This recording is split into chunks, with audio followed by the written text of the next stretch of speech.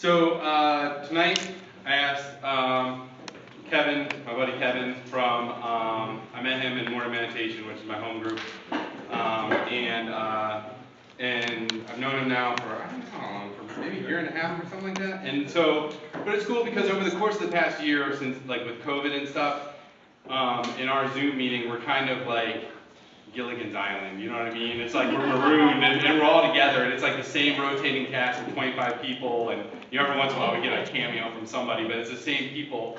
And our only like toy, I was thinking about what I was gonna say. Our only toy is like the big book, you know what I mean? And it's kind of, and we've been like, hitting it around for a year now, and it's nice to see everybody grow. And one of the people who really like shot pretty far, as I saw, was Kevin. So I was like, man, and when I asked him, have you led yet? And he said, no. I was like, well, guess what? Remember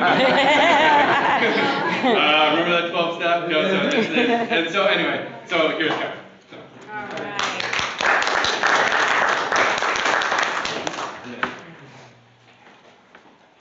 All right. Good evening, Kevin Alcoholic. Hi, Kevin. Thanks for having me here. This week is a milestone in a couple ways for me. My anniversary is actually September 9th, 2019, so this is 19 months today of my sobriety. Great. And 2 days ago, I had my 50th birthday. So, and my second sober birthday. I've been second year in a row that I've celebrated a birthday without drinking. And I was actually thinking about it.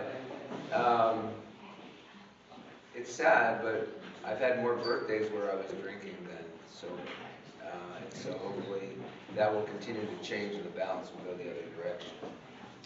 So as Mike said, this is my first lead, so bear with me. And actually, he's the second person that asked me to lead. The first was from our home group, Jeanette, if anybody knows Jeanette. And she asked me, and I said, first of all, public speaking is not for me. I get anxious. Really is not my thing. Second, my story's not that exciting. And Jeanette handed me the A line, well, that's not for you to decide. So I got out of that one, and then Mike asked me about 2 weeks later, and I said, Mike for sure has all of the lines from AA.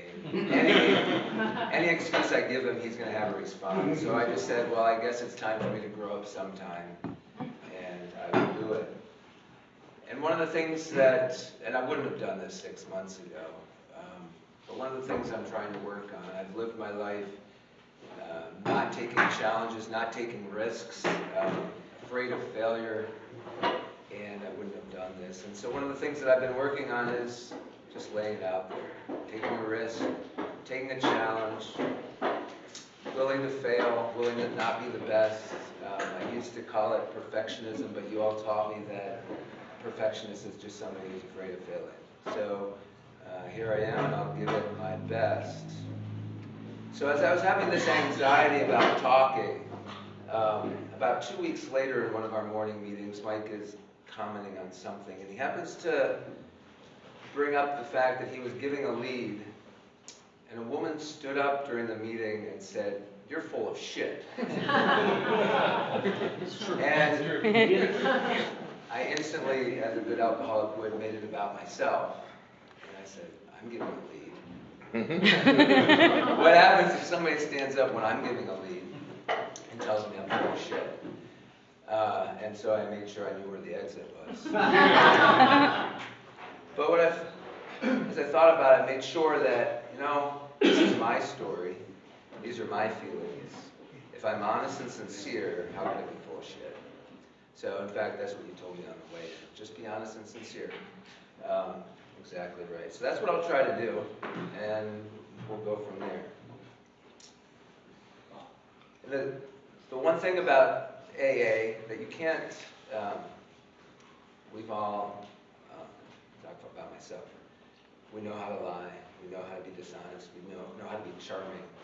And so if somebody's going to stand up in front of you and tell you lies and try to tell you something that isn't true, y'all are going to pick up on it. So my story really is nobody's fault but mine.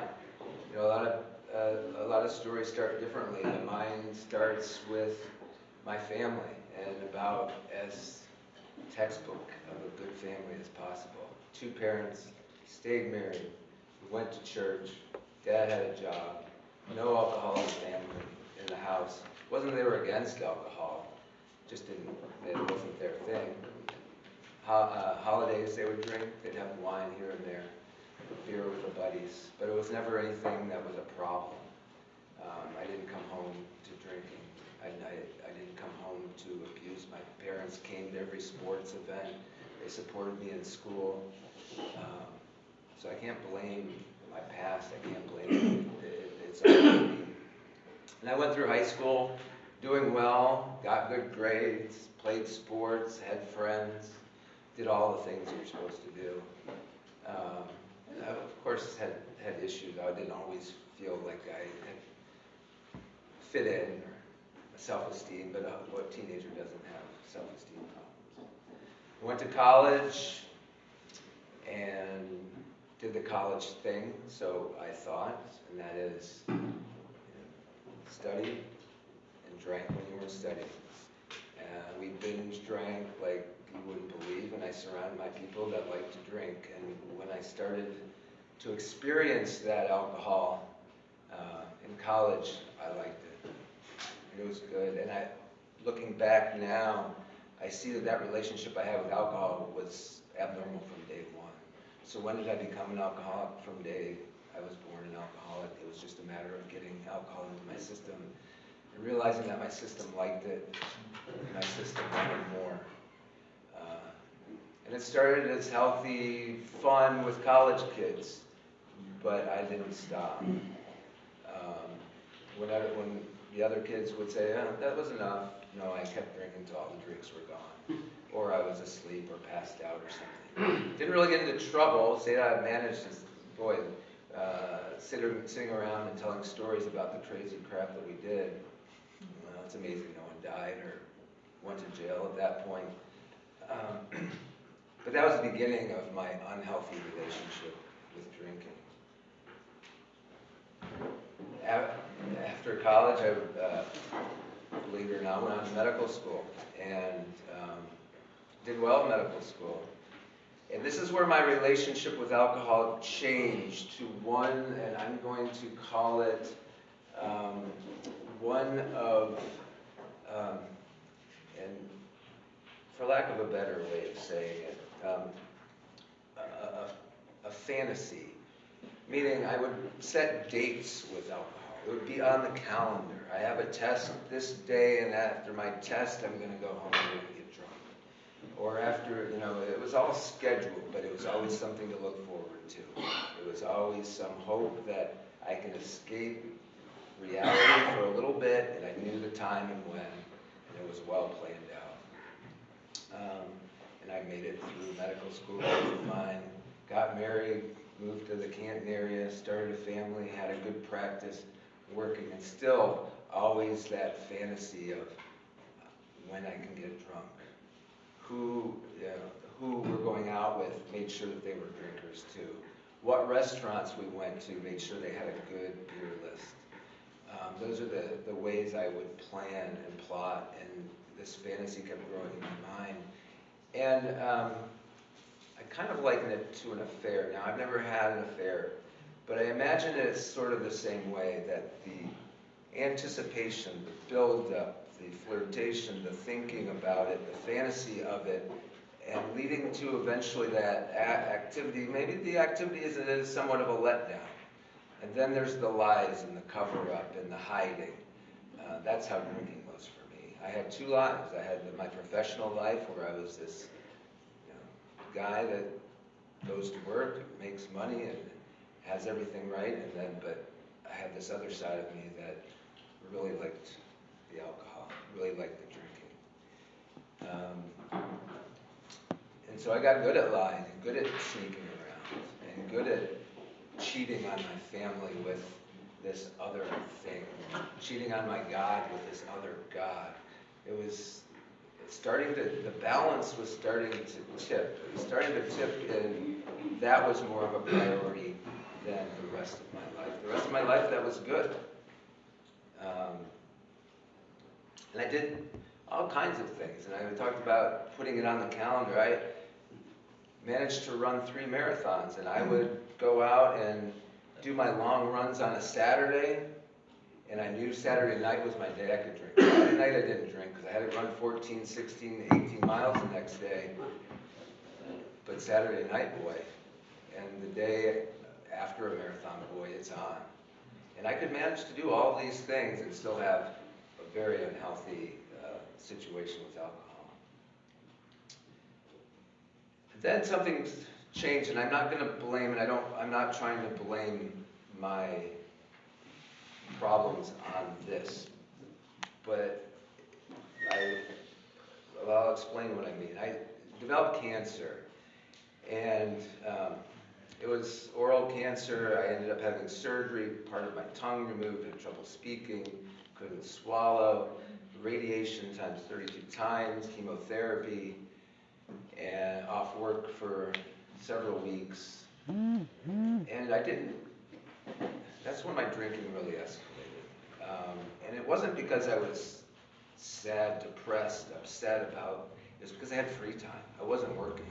I was left alone at home because my wife was working, the kids were at school. I just got done with my radiation therapy. I'm sitting here, I can't swallow solid food, so what's better, drink some beer. Right. Yeah, I'm taking nausea medicine because of the chemo, but I could sure keep a six-pack down. And then when the family came home, well, Dad's sleeping. Well, he's tired because he had radiation. Well, no, he's not. He's just drinking. And I hid that quite well. And that's when the fun, the fantasy, sort of the emotional relationship with alcohol became a physical relationship with alcohol. And I started to not get my appetite. I lost a ton of weight, developed neuropathy, had no balance, couldn't focus, slept a lot. Just physically, this person that could run, could play tennis, and could do all these things now, it was just a shell of myself. And that's when I knew that, all along I knew my relationship with alcohol was a problem. I knew that once I started drinking, I couldn't stop. In fact, if I went out to dinner, I knew it was a situation where I could only have one, I wouldn't have any. Because there's no point in even trying. Don't even start down that road that night. If I went to a party where the beer was light beer and I knew it wasn't going to be enough for me to get drunk, I didn't even bother.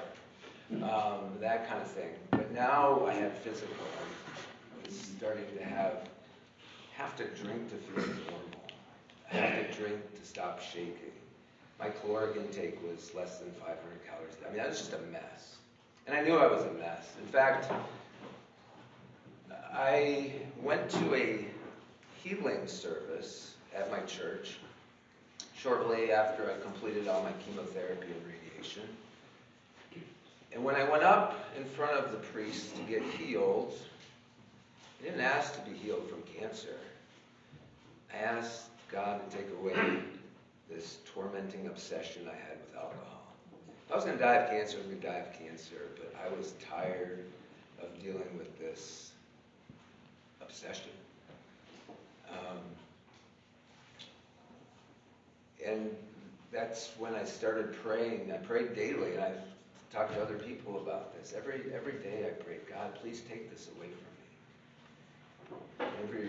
And it wasn't I never had 911 prayers. I never said, God, get me out of trouble. I said, God, take this obsession of drinking away from me. It is not who I want to be. I'm a mess. But every day I kept drinking. He didn't take it away.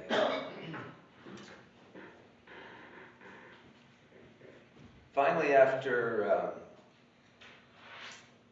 a week of vacation, we went to Florida as a family, and since I wasn't working, I could drink every day. And we're flying home, and we're flying home, and we're sitting on the airplane, and about a couple hours into the flight, and I start to hyperventilate, and I'm sweating, and I'm having an anxiety attack. And my wife said, what's wrong? And I said, I just need a couple of drinks. So I ordered a couple bottles of vodka, and within 5 minutes downed them. And suddenly I stopped sweating and my breathing became normal. She looked, and I was speaking to her normal. And she said, "Do you think you're an alcoholic?" And I said, I finally admitted, I said, "Yes." She said, "Do you need help?" And I said, "I've been trying, and I can't do it. Yes, I need help." And so we called Glen Bay. And I said my sobriety date is September 9th. September 8th, I went to Glen Bay. And that's not my sobriety date, because of course I drank the morning before I went. One more time. In fact, that weekend I went with my friend, and it was kind of a strange thing, but I had tickets to an Ohio State football game, and we went to Ohio State, went tailgating, went all out, both of us knowing it was the last time we were ever going to drink together. And then the next day, I went to Glen Bay, and at that point, even before that point, I knew I was a mess, as I said. I had no direction, I had no hope, I had no purpose. If I went to sleep, I said if I died of cancer, I was fine with that. If I went to sleep and didn't wake up, I was fine with that. And you think about, how we measure success in this world. Society measures success, and it's having a job, having a wife, having money, having power, having cars, having houses, having boats. And failure is losing your job, losing your family, losing your wife, losing everything you have, going to jail, losing your freedom. And really those things aren't success or failure. What failure is, in my opinion, is when you lose hope, when you lose faith, when you lose direction, and you lose purpose. And that's where I was. So even though I had cars in the garage and a house, I was an absolute failure for everything that was given to me, everything that was laid out so easily in my life, and I still messed it all up. And so there I was at Glen Bay, and they handed me a book. And I started reading the book and realized that somebody else had a story that made me think of myself. And more importantly, someone else gave me hope for a different way of looking at life, a different way of living life, a different purpose in life, finally having a purpose. And I'm not trying to blow smoke, but I started reading that book, and I got up every morning at 5 o'clock before breakfast and read as much of that book as I could. I couldn't get enough of there's a different way or a better way of doing things.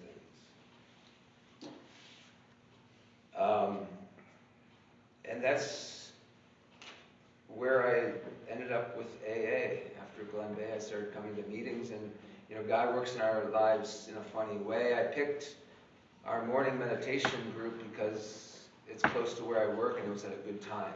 I didn't know anything about it. I didn't know anybody who was there. I just showed up one day, sat in the parking lot, decided I'd go in, went in. And I've gone every day since that I can, if I'm not working. And I keep coming back, as Dan would say. And how AA attracted me is that, unlike the formal religion that I was brought up with, it was, we have something that you might want, and we're willing to tell you how to get it. You just have to listen. You don't have to go through rituals. We don't have rules. We don't have anything you have to do. But if you want this peace, if you want this purpose, if you want this freedom, just listen to what we have and what we've done and the steps we've taken. I said, I can listen. And so I started listening. And I started listening and kept listening. I'm still listening. I'm still learning. I'm a year and a half into this. I'm still learning. But I keep coming back and trying to learn, because this life of having a purpose, having honesty and love and a higher power in my life that guides me has replaced that fantasy of drinking. I don't need to go there anymore. I don't have to make dates with being drunk anymore, because this life that I have, this life of honesty and truth, the true reality, not my altered, skewed reality of drinking. My true reality is better. So I don't want to go there. And that's what I've learned through reading the big book and coming to AA meetings, is that I can be satisfied and want to live in this world and want to move forward and want to participate. And that's where I am today. And so I thought, even though many of you have more years than I do, because it's important to me that people tell me what they've done that has worked so that I can learn from them, I'm going to just give you a couple things that I do that so far have worked for me and have helped me. And the first thing is starting the morning off with a gratitude list. And I feel that's important to me because it keeps me from wanting to leave this reality. It reminds me of why this life is good, this life has purpose and meaning, and why I need to move forward. And it gets the day started off in a positive way. And the second thing that I try to do as much as I can is I try to go to meetings. And not because the meeting needs to hear what I have to say, but more than likely I'm going to hear something at that meeting that I need to hear. And almost always I do. And I leave the meeting learning something that I didn't know, either about myself or about life or about God or something. The other thing that's hard for me, because I am not an outgoing person, I would rather sit in the corner my whole life, is I try to speak at every meeting. And I don't speak at the meetings because I think you need to hear what I have to say. I speak at the meetings because it makes me organize my thoughts. If we have a reading, we have a discussion, and I speak, then those thoughts stay with me, and it's more meaningful to me. So I force myself to at least comment at almost every meeting. And if it makes no sense to anybody else, maybe I get something out of it. And probably the most important thing I do, and Tom actually mentioned this earlier, but I do this all the time throughout my day, and that is I ask God to join me, and I ask God to be with me, and I ask God to use me as an instrument of Him. And it's kind of taking the St. Francis prayer, let me be a channel of you, of your peace, of your words. And in my job, I talk to people all the time, and I talk to them about life and death situations. I talk to them about end-of-life situations. I have important conversations with family, and often I do not have the words. And I'll stop and I'll say, God, please help me with the words here. Please be with me. And things come out of my mouth that I would have never come up with on my own. And I frequently have families say, thank you for being kind. Thank you for those words. Thank you for phrasing it that way that we can understand. And they're not my words. They're coming from a higher power. And so I know He's there. And so I do that. I ask throughout the day, be with me. If I'm going to have a difficult conversation with my family, my kids, my wife, God, be with me with this. And He is. And it's calming, and it helps prevent me from jumping to conclusions and becoming emotional and that. And that's one of the things that I've used. And finally, I finished the day off with, like many people, a daily inventory. And I measure myself against the four absolutes. And really for me, it's the three absolutes because I don't really understand purity. So I go with honesty and unselfishness and love. Purity, I'm still working on that one. It's sort of like grace and the Holy Spirit to me. Those are just things that I have a hard time defining. But so I run my day's events and decisions past or through the test of the absolutes and see how I can do better, see how I succeeded, see how I failed and where I can go from there. And so far, that has been successful. So far, I don't want to go to that fantasy world of being drunk, of drinking. I don't need to. I'm perfectly satisfied with the life as it's going and every day the growth. And sort of seeing things in a new way. And so, here's a guy that was handed everything, never started out easy, good life, but alcohol found its way, and it found its way into my life because once I started drinking, this obsession started where I couldn't get enough, and that's a common thing. And I was listening to a lead, and a man said, he drinks because he's thirsty, and the problem is, the more he drinks, the thirstier he got. And that's me, and it just kept growing and out of control, and I kept getting thirstier and more obsessed, and more of my life's balance shifted. And I've learned a new way, and I'm learning a new way, and the balance has completely shifted back to a better way of life.